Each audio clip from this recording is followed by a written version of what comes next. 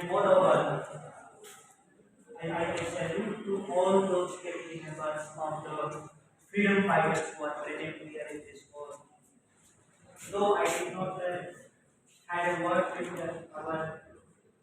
our madam or Hemendra, but I was thinking before starting my journey from Delhi that would it not have been possible to have the members of the family members of those prominent or even lesser known or non-freedom fighters. And actually, I just would say that I was thrilled when I saw some of your faces in that corridor outside. I could not recall myself. I just could connect when Hemendra has narrated the whole story that you have been invited here. I have not seen you, sir, madam. I have not met you ever, but I have seen the photographs of those eminent freedom fighters. And one or two of you, I would recognize your faces with those eminent freedom fighters. तो मुझे बड़ा ये लगा, मैं अपने आप को बहुत एक्सप्रेस रोमांचित महसूस करने लगा.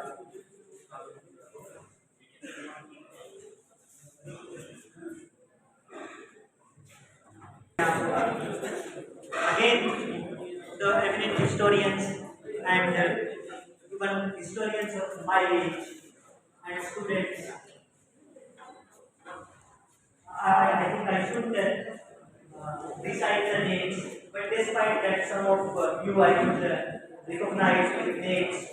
So I should say that Professor Meena Gaur madam, Professor T.K. Mathur sahab, and other distinguished scholars, historians, Professor Jeevan sir, आप सब लोगों के सामने में नमस्कार करते हुए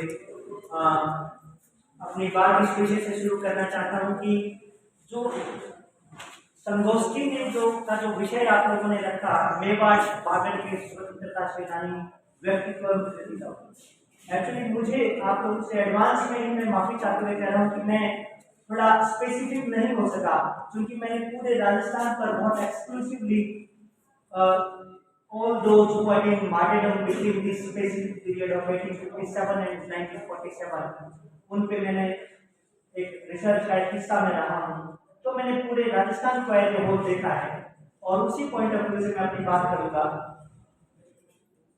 हम 1857 से ही बात करते हैं, तो 1857 से 1947 तक का ये लगभग 200 वर्षों का जो संघर्ष का इतिहास रहा है, जो स्वतंत्रता आंदोलन का जो इतिहास रहा है, इसको हमारे विभिन्न इतिहासकारों ने विभिन्न समयों पर कभी 1857 से देखना शुरू किया, कभी प्लासी के तुरंत बाद से देखना शुरू किया. लेकिन आज की डेट में एक बात बिल्कुल सच है जो हर इतिहासकार मानता है कि प्लासी की लड़ाई के तुरंत बाद ही East India Company, English East India Company के खिलाफ देश के हर हिस्से में, लगभग हर हिस्से में रेजिस्टेंस, जन प्रतिरोध शुरू हो गया था. और उस जन प्रतिरोध के 1760 में चुआर का जो संघर्ष था वहां से लेके और महाराष्ट्र में 1945-46 के संघर्ष तक जो है लगभग 122 ऐसे जन प्रतिरोध की लंबी कहानी रही है. बट बहरहाल हम राजस्थान में भी स्पेसिफिक रहेंगे और अब 1857 से शुरुआत कर रहे हैं, तो मैं यहीं से अपनी बात आरंभ करते हुए ये आप लोगों के सामने एक और चीज साझा करना चाहता हूँ कि जब मैं जिस रिसर्च की बात कर रहा था, उस रिसर्च के दौरान जब मैं राष्ट्रीय अभिलेखागार में इंडियन नेशनल आर्मी के कुछ पेपर्स देख रहा था, तो अगेन जब रिसर्चर को जब नई चीज मिलती है तो उसका ठिकाना नहीं रहता, चाहे उसके इस्तेमाल वहाँ हो या ना हो. तो वहाँ इंडियन नेशनल आर्मी के जो सोल्जर्स जो थे उनको 1000 से ज्यादा फाइलें नेशनल आर्काइव्स में है, वो IMA पेपर्स करते हैं. उनमें एक फाइल है, फाइल नंबर 3-89, जिसके 389 पार्ट्स हैं. एक फाइल उसमें कुछ ऐसे उदाहरण जो है, कुछ राइटिंग्स, कुछ कविताएं इसके लिखे हैं जो उन इंडियन नेशनल आर्मी के आजाद हिंद सैनिकों को प्रेरणा देने के लिए लिखे गए उस वक्त के वर्ल्ड ट्रेड के द्वारा. उनमें से कुछ मैंने अपने नोट्स बनाए हुए थे, जो आपके सामने जो ये पेपर जो प्रस्तुत करते वक्त मुझे लगा कि शायद जरूरी हो कुछ रिकॉल करने के लिए हो, तो मैं वो चीज आपके साथ साझा करता हूँ कि जैसे जिसने भी वहाँ लिखा होगा उसमें उन पेपर्स में, मैं कोट मैं अपनी बात शुरू करता हूँ क्या तुम अंबाला और मेरठ में भड़की एक नन्ही सी चिंगारी की आग अपने चेहरे पर महसूस कर सकते हो? क्या तुम दिल्ली की तरफ बढ़ते हुए भौर की ताप सुन सकते हो? क्या तुम अपने जिस्म की नस नस में ब्रिटिश साम्राज्य के खिलाफ नफरत महसूस कर सकते हो? क्या तुमने देखा कि कुछ देर पहले मेरठ के बागी सवार किले में दाखिल हुए हैं? क्या तुम्हें लाल किले में डंके की चोट पर गूंजती हुई आवाज सुनाई दी? आहट है सन 1857 की, जिसने ब्रिटिश साम्राज्य के दिल को दहला। 19वीं सदी की सबसे बड़ी क्रांति, सबसे बड़ी बगावत, जिसने अंग्रेजी हुकूमत के ताने वाले को झिझोड़ कर रख दिया। आम सिपाही की बगावत, जिसने बादशाहों, राजाओं, नवाबों, रजवाड़ों और जमींदारों को अपने सामने सर झुकाने के लिए मजबूर कर दिया। सन 1857 हिंदुस्तान की तारीख का वो सफा है जो खून के चीख से लाल। मुझे एहसास है कि अंग्रेजी के खिलाफ नफरत की बूंद को जमा होने के वक्त लगा और एक मतों को जमा होकर एक हिम्मत और बगावत का सैलाब बनने में भी वक्त लगा। मगर ये भी सच है कि जहां जहां ब्रिटिश साम्राज्य के कदम पहुंचे वहां ये चिंगारी जरूर है। इस तरह की चीजें उनमें की गई हैं तो बहुत लंबे चौड़े और भी हैं जो मैं कहीं कहीं करता रहूंगा। आगे कहते हैं, मैं 1773 में भड़की सन्यासियों की बगावत को कैसे भूल सकता हूँ? फकीरों के भेष में अंग्रेजों के नाम इकट्ठे करने वाले 50,000 जाबाज, कैसे भुला दूं मैं उनको? कैसे भुला दूं मैं हैदर अली और रानी चिन्नम्मा के मजबूत इरादों से कैसे आंखें फेर दूं? 1806 में बेंगलुरु में सिपाहियों के साहस से कैसे आंखें फेर दूं? बैरकपुर में कत्ल होने वाले फराजी या सांथाल को क्यों ना याद करूं मैं आज के दिन? आज का दिन जिसने हिंदुस्तान के चेहरे को बदल कर रखा। मैं कैसे भूल सकता हूँ हजारों के जख्मी अंगूठे, नील और पटसन की खेती, जिसने भूख उगाई और भूख काटी। टैक्स, उजड़ी हुई सूखी खेतियां, सूखे के लगातार सैलाब। मैं कैसे भूल सकता हूँ 19वीं सदी का वो महलवाड़ी निजाम, जिसने अंग्रेज लुटेरों की भूखी झोली को सिक्कों से भरा, हिंदुस्तान के सबसे सरखेज हिस्से का आखिरी कतरा तक चूस लिया। मैं कैसे भूल सकता हूँ उन किसानों को जिनको अपनी जमीन से बेदखल कर दिया। इसी सरखेज इलाके से सिपाहियों की खेती काटी जाती, यही उनकी थी बंगाल नेटिव इन्फेंट्री की लहराती फसली। वही बंगाल इन्फेंट्री जो ईस्ट इंडिया कंपनी की सबसे बड़ी फौज थी। 1,37,000 से ज्यादा हिंदुस्तानी सिपाही, जिन्होंने बिना झिझक दुनिया ने जंग में झोंक दिया। हिंदुस्तान, बर्मा, चीन, रूस, अफगानिस्तान में किसी सिपाही ने अपनी जान की बाजी लगा दी और वफादारी का सिला था धमकियां, बेइज्जती, जुल्म और बस जुल्म। पाक का बेड़ा भरना था, भर गया और 29 मार्च 1857 की शाम 4 बजे मंगल पांडे ने पहला पत्र चलाया और खुद बलि पर चढ़ गया।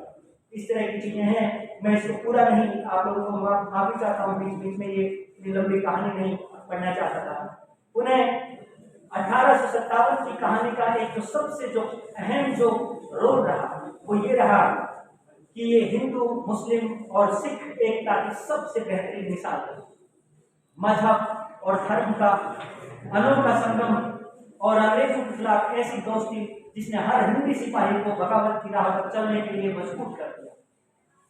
इस संदर्भ में आगे 4 लाइनें मुझे बहुत उचित लगी जो मैं आप लोगों के साथ साझा करूं कि हाँ, हमें फख्र है कि 1857 की बगावत ब्रिटिश साम्राज्य के खिलाफ अपने दौर का सबसे बड़ा मोर्चा है। हाँ, हमें फख्र है ये साल हमारे शहीदों के खून से लाल हुआ। हमें फख्र है इस खून का रंग ना हरा था ना केसरी, बस लाल था, लाल।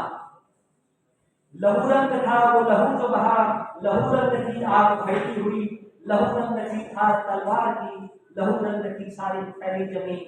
अजब सा था वो, अजब सा।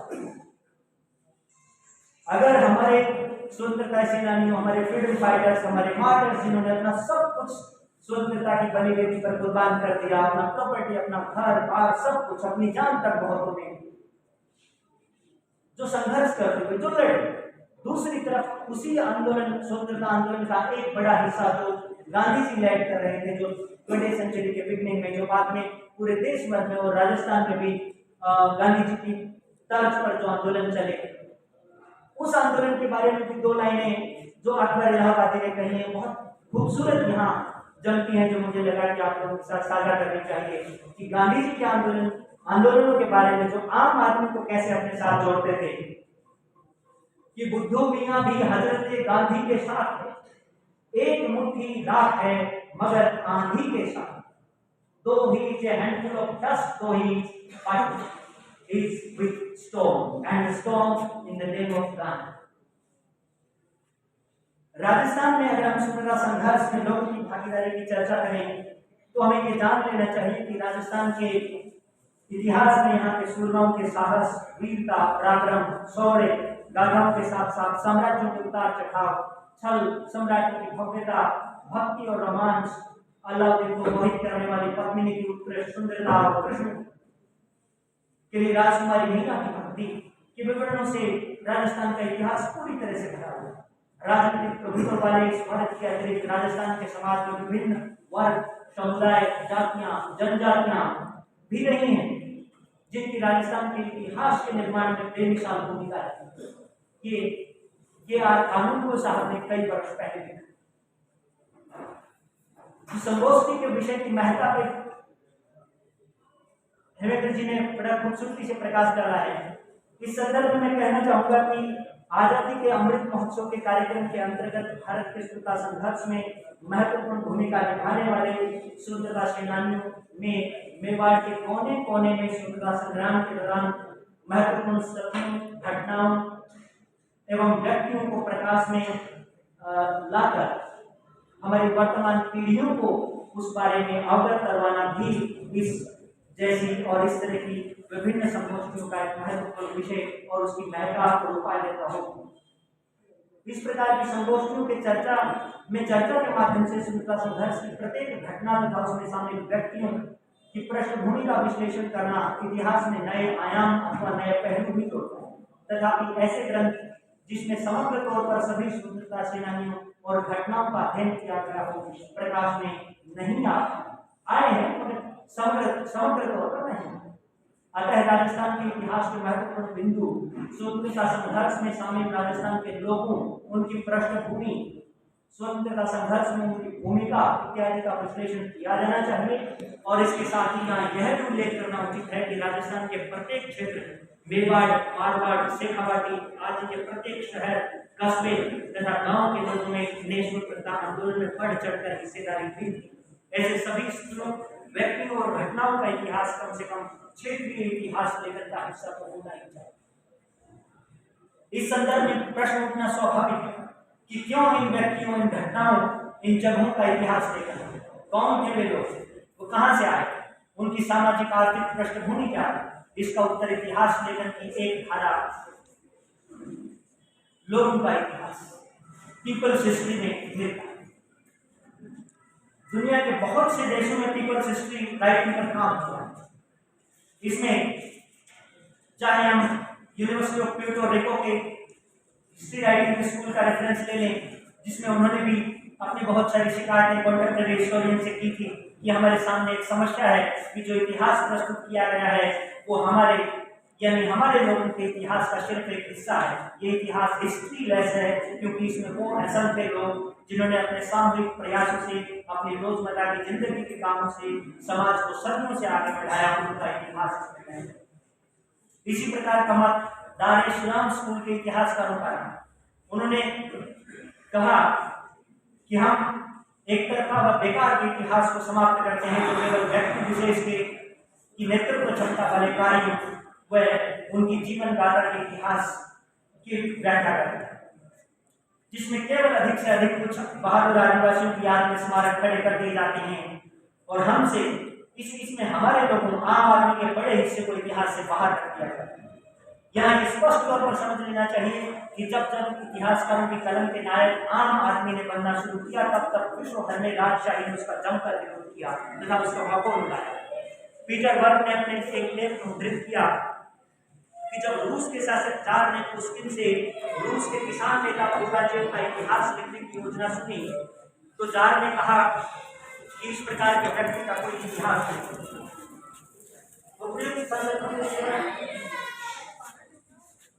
इसलिए इंगित किया गया है ताकि यह स्पष्ट हो जाए कि इतिहास में लोगों की भूमिका का अन्वेषण इतिहास लेखन में जनमानस को शामिल करके ही किया जा सकता है।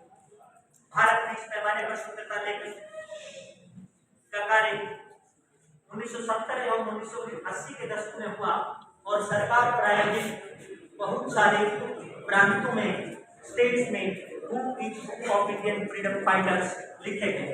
उन प्रांतों में पंजाब, दिल्ली,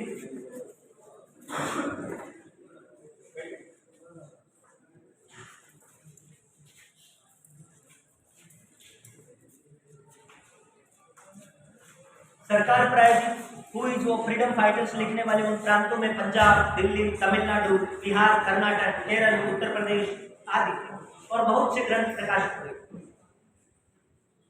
उत्तर और उत्तर पश्चिमी भारत में हरियाणा और राजस्थान दो ऐसे प्रांत थे जहां पर सरकार प्रायोजित पुस्तकें नहीं लिखी गई। यहाँ निश्चित रूप से निजी प्रयासों से ये कार्य हुआ। हरियाणा में प्रोफेसर केसी दास और रामेश्वर दास जी ने book of Indian freedom fighters पे काम किया और राजस्थान में ये काम 650 से अधिक स्वतंत्रता सेनानियों की जीवनी और उस पर काम करने का कार्य महामहिम आदरणीय परम आदरणीय स्वतंत्रता सेनानी श्री सुमलेश जोशी जी ने किया। सुमलेश जोशी जी ने 1973 में अपने निजी प्रयासों से इस ग्रंथ को प्रकाशित किया और इसमें उन्होंने उनका एक कोट में यहाँ उद्धृत करता हूँ कि अजमेर, मेवाड़ा और राजपूताना की अलग अलग रियासतों में ब्रिटिश सल्तनत और राजशाही के विरुद्ध किए गए लोक संघर्षों की याद तो अभी ताजा है और क्योंकि मैं स्वयं स्वतंत्रता सेनानी रहा हूँ इसलिए अपने प्रांत व्यापी जो भी संपर्क मेरा था उसके आधार पर मैंने इस ऐतिहासिक संदर्भों के साथ उस बृहद परिचय ग्रंथ को तैयार करने का साहस भरा संकल्प कर ही लिया। अपने निरंतर प्रयत्नों के बाद राजस्थान के कोने कोने से मैं करीब 615 स्वतंत्रता सैनिकों का परिचय और उनके जीवन वृत्त से संबंधित सामग्री और चित्रों का संकलन कर सका। जिस संघर्ष की अपन बात कर रहे थे कि 1760 से ही, प्लासी के तुरंत बाद से ही और 1947 तक जब देश भर में 122 से अधिक जब जन प्रतिरोध की हम बात कर रहे थे, उन जन प्रतिरोधों में मैंने बताया कि ब्रिटिश आरंभ में ईस्ट इंडिया कंपनी की आर्थिक शोषणकारी नीतियों और बाद में ब्रिटिश साम्राज्य की औपनिवेशवादी साम्राज्यवादी नीतियों के खिलाफ, आर्थिक शोषणकारी जमीनें हड़पने वाली आटाताई नीतियों के खिलाफ, भारतीय समाज एवं संस्कृति को विखंडित करने की कोशिशों के खिलाफ छोटे छोटे समूह में ही सही पर देश के हर कोने में जबरदस्त विरोध हो रहा था। प्लासी की लड़ाई के तुरंत बाद से ही अंग्रेजों द्वारा लाई गई शोषणकारी कर व्यवस्था तथा लाभप्रद नीतियों के विरुद्ध भारतीय जन प्रतिरोध आरंभ हो गया। 1760 में चुआर विद्रोह से लेकर 1945-46 में उमरगाम महाराष्ट्र मुक्ति आंदोलन तक 100 से अधिक किसान जनजातीय संघर्ष हुए जिनकी सूची बहुत लंबी है। इस पीरियड में राजस्थान भी उन जन संघर्षों से बाहर नहीं रहा।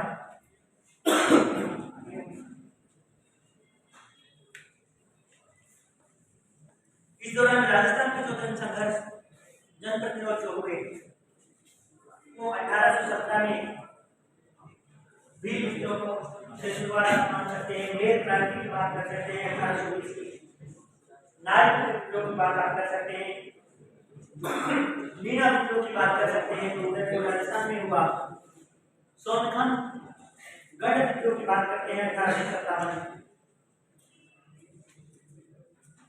फिर आप गोविंद गुरु के 20वीं सेंचुरी में हनुमानगढ़ की घटना और उससे संबंधित जनजातीय आंदोलनों की बात कर सकते हैं, एका आंदोलन की बात कर सकते हैं, बिचौलिया किसान आंदोलन की बात कर सकते हैं।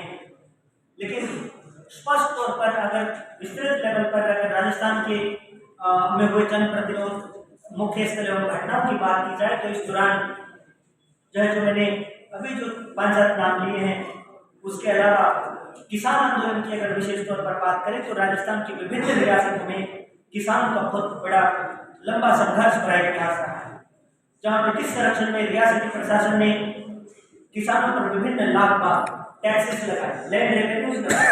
सन 1920 और 1925 के दौरान दमनकारी लैंड सेटलमेंट पॉलिसी जो पिछले सेटलमेंट के मुकाबले 50% तक अधिक बढ़ा दी गई थी। यहाँ तक कि कई जगह किसानों के पेशेदारी राइट्स भी खत्म कर दिए गए। इस प्रकार अचानक से खेती पर लैंड टैक्स बढ़ा देने का एक कारण प्रथम विश्व युद्ध के दौरान पैदा हुई परिस्थितियां। युद्ध के दौरान राजाओं और नवाबों ने अपने मास्टर्स ब्रिटिशर्स को बार बांटने के नाम पर अधिक से अधिक सहायता देने की जो होड़ लगी, ताकि अंग्रेज अपनी विस्तृत सेना को अनाज खान में जरूरत की चीजें उपलब्ध करवा सके। उसका नतीजा ये हुआ कि राजा व नवाब जो अपनी शान शौकत के लिए फिजूल खर्च करने के आदी थे, वे अपनी तिजोरी पर यह बड़ा अतिरिक्त भार बर्दाश्त नहीं कर सके।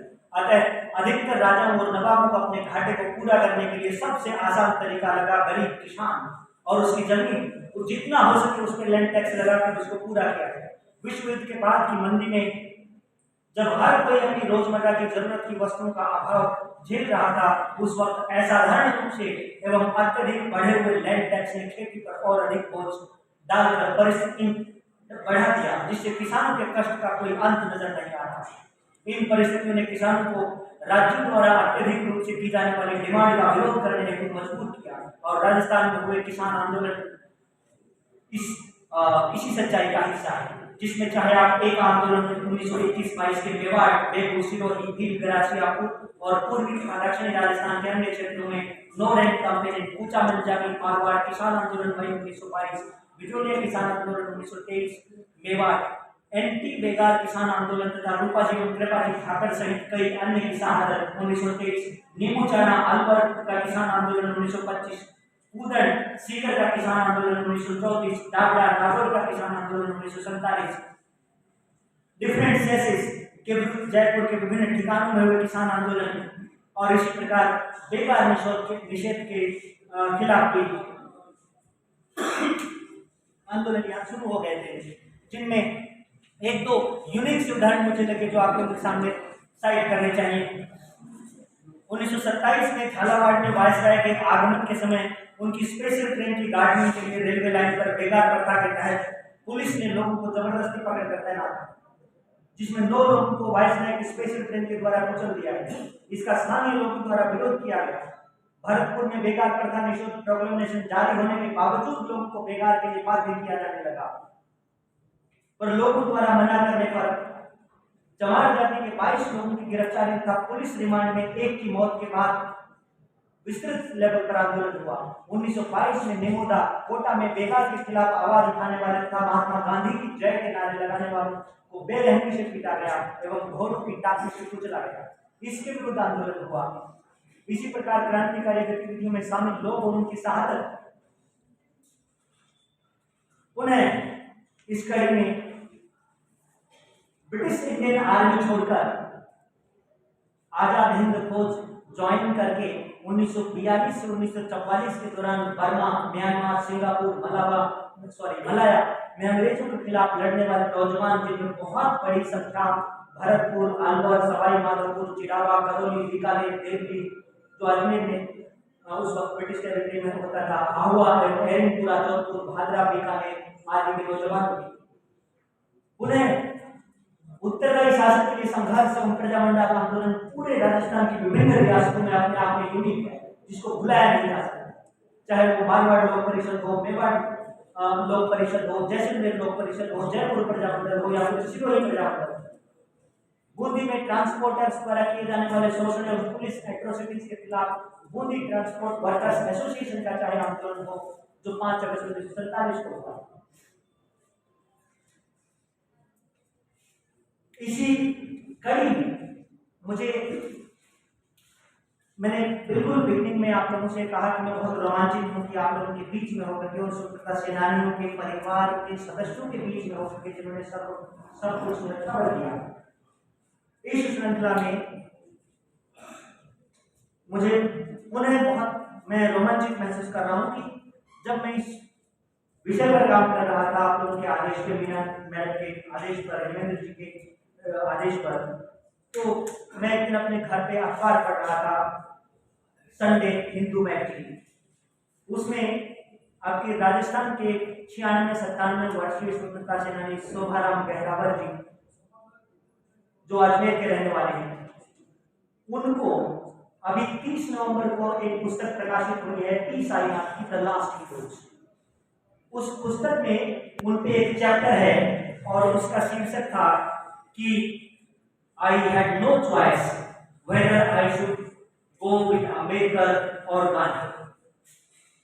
वो इंटरव्यू के कुछ अंश उस वक्त तक मुझे पुस्तक नहीं मिली थी, मुझे उस हिंदू मैगजीन में पढ़ने को मिले तो मुझे लगा कि मेरे विषय का एक बहुत ही ज्वलंत किरदार मुझे और मिला है, तो मैं कुछ उसमें से जो पढ़ा वो भी आप लोगों के साथ साझा करना चाहता हूँ कि आज भी हमारे बीच में स्वतंत्रता सेनानी हैं और हम उस चीज को महसूस नहीं कर पा रहे बिकॉज हम उनके बीच में जाकर के उनके साथ जो भी हमारे साथ अभी जो लास्ट हीरो जो हमारे हैं उनके साथ हमारा अगर जितना भी समय हमें मिले वो अगर हो जाए तो वो हमारे इतिहास के विद्यार्थियों के लिए तो कम से कम बहुत लाभदायक है। मैं उनके उस लेख में से कुछ चीजें उद्धृत करते हुए आपको लिखता हूँ कि बताता हूँ कि जो है अध्याय उसका है कि must I choose between Gandhi and Ambedkar. Shobharam Gaharwar ji के जीवन पर है जो अंग्रेजों के खिलाफ लड़ाई को स्पष्ट रूप से याद करते हैं। अंग्रेजों ने उस जगह को घेर लिया जहां हम बम बनाते थे। ये जगह एक पहाड़ी के ऊपर अजमेर के पास जंगल में थी। वहां एक झरना भी था जहां एक बाघ पानी पीने आता था। हम कभी कभी पिस्तौल से हवा में गोली चलाते थे। वह बाघ आता था, पानी पीता था और चला जाता था। बाघ ने कभी हमारे ऊपर हमला नहीं किया। ऐसा होने पर हम हवा में फायर नहीं करते बल्कि बाघ पर करते अगर ऐसा होता। परंतु उस दिन अंग्रेजों ने हमारे वहां छुपे होने की खबर मिली और वे हमारे करीब आते जा रहे। आखिरकार वे रात के दिन थे। अपने बचाव के लिए हमने कुछ विस्फोट किए। मैंने नहीं, मैं बहुत छोटा था, मेरे बड़े साथी थे। उसी समय बाघ पानी पीने के लिए आया। बाघ ने पानी नहीं पिया और विस्फोटक की आवाज सुन के भाग खड़ा। वो ब्रिटिश पुलिस के ठीक पीछे भाग रहा था। वे सभी भी भागने लगे। उनमें से कुछ पहाड़ी की तरफ भागे और नीचे गिर गए। कुछ जंगल से बाहर निकलकर सड़क पर पहुंचने के लिए पगडंडियों पर दौड़ने लगे और गिर गए। वहां अफरा तफरी का माहौल था। 2 पुलिसकर्मियों की मौत भी हो गई। पुलिस की उस जगह पर लौटने की हिम्मत नहीं थी। वे हमसे डर गए थे। निश्चित रूप से बाघ भी वहां से सुरक्षित निकल गया। वो एक साहस भरी जंग थी। शोभाराम जी ने ब्रिटिश राज के खिलाफ 1930 और 1940 के दशक की लड़ाई की एक ज्वलंत तस्वीर पेश की। उन्होंने जब उनसे पूछा गया कि क्या वो किसी तरह की भूमिगत बम फैक्ट्री की बात कर रहे हैं, तब उन्होंने कहा, अरे वो जंगल था, फैक्ट्री नहीं। फैक्ट्री में तो हम कैंची बनाते थे। वो फैक्ट्री कैंची में बनाते थे और यहाँ हमने भूमिगत रहकर बम बनाए। एक बात वो पुनः कहते हैं, चंद्रशेखर आजाद हमसे मिलने आए। वो 1930 के आखिर में या 1931 के प्रारंभिक दिनों का समय रहा होगा। तारीखें अनिश्चित हैं। शोभाराम जी कहते हैं, मुझे सही तारीखों के बारे में मत पूछिए, मेरे पास सब कुछ था। मेरे सभी दस्तावेज, सारे नोट्स, रिकॉर्ड्स इसी घर में। 1975 में एक बार यहाँ बाढ़ आई थी और उसमें मैंने सब कुछ खो दिया। शोभाराम जी ने पुनः बताया कि आजाद आए और अजमेर में उस जगह बम बनाने वालों के शिविर का दौरा किया। उन्होंने हमें निर्देशित किया कि हम अपने बमों को और अधिक कुशल कैसे बना सकते हैं। फिर उन्होंने हमसे कहा कि वो बाघ को देखना चाहेंगे। हमने उन्हें रात को रुकने के लिए कहा ताकि वो उन्हें देख सके। तो बाघ आया और चला गया और हमने हवा में गोली चलाई। चंद्रशेखर जी ने हमसे पूछा कि हम आग क्यों लगाते हैं। हमने उनसे कहा कि बाघ जानता है कि हम उसे नुकसान पहुंचा सकते हैं, इसलिए वो बस चला जाता है। एक ऐसी व्यवस्था जिसने बाघ को अपना पानी और लड़कों को उनकी सुरक्षा की अनुमति दी हुई। ये चतुराई भरा खेल था। लेकिन उस दूसरे दिन के बारे में जिसमें मैं आपको पहले बता रहा था, ब्रिटिश पुलिस वहां पहले पहुंची और जैसा कि मैंने कहा वहां अफरा तफरी थी। शोभाराम जी ने उस साहस भरी लड़ाई या संबंधित झड़प में अपनी कोई व्यक्तिगत भूमिका होने की बात नहीं कही। उन्होंने कहा, हालांकि वो इस सब के गवाह थे।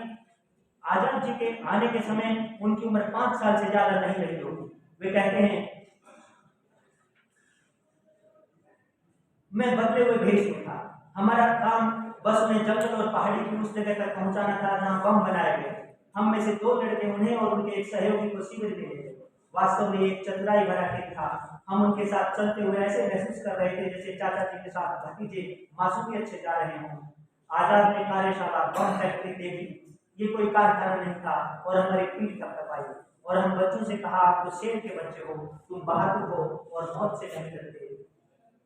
आगे शोभाराम जी ने अपने दाहिने पांव पर घुटने से थोड़ा नीचे लगी गोली के निशान को दिखाते हुए कहा, गोली ने मुझे नहीं मारा या स्थायी रूप से अपंग नहीं किया। वो मेरे पैर में लगती हुई आगे बढ़ गई। मैं बेहोश हो गया और मुझे अस्पताल ले जाया गया। वे कहते हैं 1942 के आसपास का समय था जब वो काफी बड़ा हो गया था, मतलब 16 साल के आसपास, और मैं क्विट इंडिया मूवमेंट में भाग ले रहा था। अपनी वैचारिकी के बारे में कहते हैं कि यद्यपि मैं स्वघोषित गांधीवादी हूँ, मगर साथ ही वो ये भी कहते हैं कि वह डॉक्टर अंबेडकर के भी बहुत बड़े प्रशंसक हैं। उन्होंने पुनः बताया कि मैं गांधीवाद और क्रांतिवाद, गांधीवादी पथ और क्रांतिकारी आंदोलन दोनों के साथ था, इसलिए मुख्य रूप से गांधीवादी होने के साथ साथ मैं 3 राजनीतिक विचारधाराओं से जुड़ा हुआ हूँ। और कंक्लूड करते हुए मैं ये आप लोगों से ये सबमिशन करना चाहता हूँ कि केवल शोभाराम जी गढ़वी ही नहीं, तत्कालीन परिस्थितियों में जिस सामाजिक पृष्ठभूमि से, जिस पारिवारिक पृष्ठभूमि से हमारे जितने भी स्वतंत्रता सेनानी आए, उन सबों की यही स्थिति थी। चाहे वो स्वतंत्रता आंदोलन के एक मंच के साथ जुड़े हों, लेकिन उन सभी मंचों का एकमात्र उद्देश्य भारत की स्वतंत्रता से जुड़ा हुआ था। चाहे वो क्रांतिकारी आंदोलन हो, चाहे गांधीवादी आंदोलन हो, चाहे प्रजामंडलकारी आंदोलनकारी हो, चाहे किसान आंदोलन हो, चाहे अम्बेडकर जी के अनटचेबिलिटी के खिलाफ मुहिम हो, चाहे हमारे सोशल रिफॉर्म मूवमेंट्स जितने हुए, वो भी हमारी शिक्षा का और हमारे समाज में एक आमूल परिवर्तन लाने का एक हिस्सा थे, जो कहीं ना कहीं हमारे स्वतंत्रता की लड़ाई से राजनीतिक रूप से ना सही, मगर सामाजिक और आर्थिक और सांस्कृतिक दृष्टि से हर एंगल से जुड़े हुए थे और जस्टिफाइड थे। इन्हीं के साथ में अगर चला हो तो आपका, नहीं चला हो तो कोई बात नहीं।